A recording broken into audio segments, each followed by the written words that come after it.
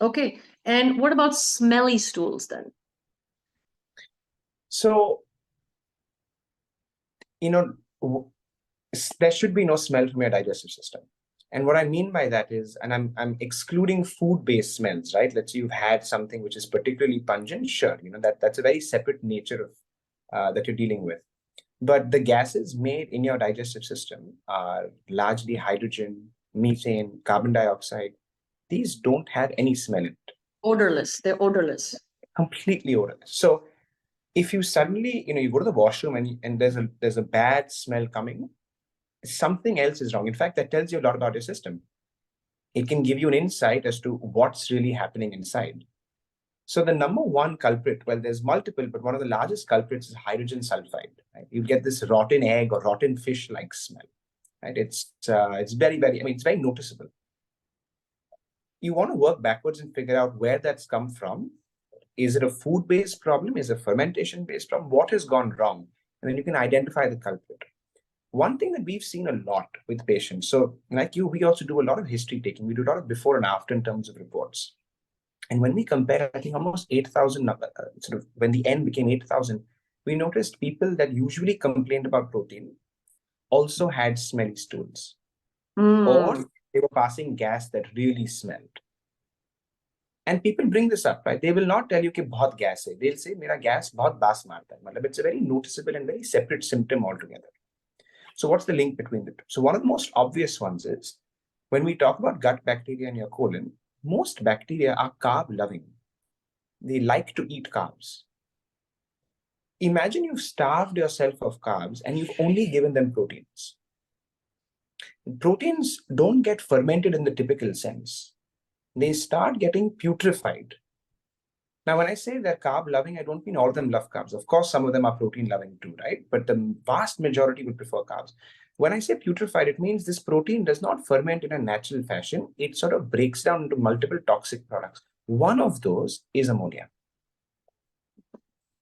right? And suddenly now you have a gas that smells because ammonia is smelly, right? That's why, for example, you have urea in your urine that also will create, an excess type of smell.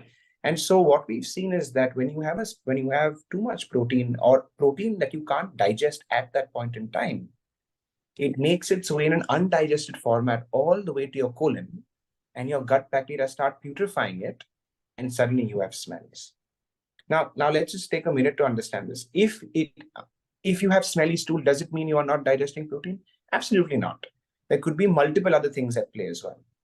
Right? Maybe you're having certain sulfurous foods, like a lot of onions, for example, or a lot of garlic.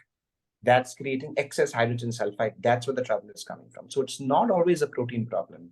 But yeah, if you see multiple symptoms, right, which is why taking history is so important, that correlate together, and you suddenly realize, okay, this may be a situation where the person is not digesting the amount of protein they're taking.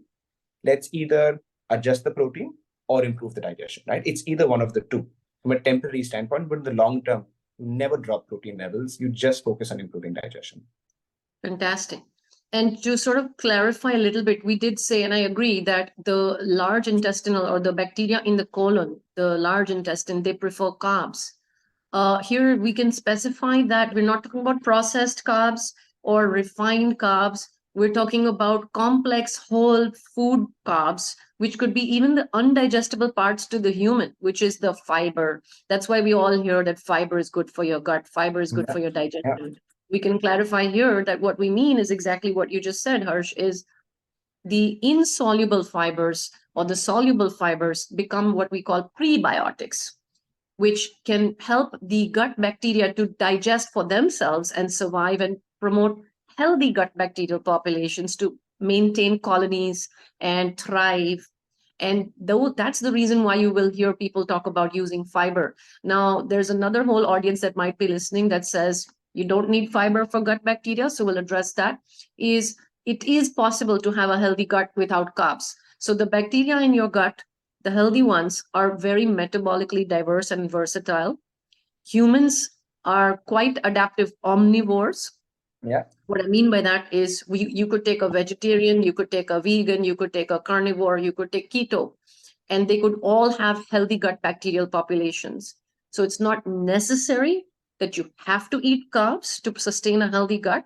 But today's, macronutrient of the day we're talking about is protein. We all are in agreement that macronutrient you need. So just wanted to clarify there about, what the combinations of protein and carb can do to create distress. That was the whole idea of us talking about carbs. No, absolutely spot on. In fact, there's the simplest way to think about it, and because you mentioned process in particular, is when you eat something, it's either getting into your body, meaning into your blood, or it's going to get to your gut bacteria, right? It's one of the two. Those are mutually exclusive. Both can't happen at the same time. And so the simplest sort of way, or the heuristic that we use to think about this is, interestingly, your GI index. So if you eat 100 grams of carbs that has very high GI, right? We know that's bad for diabetes. We know that can create a lot of load, etc.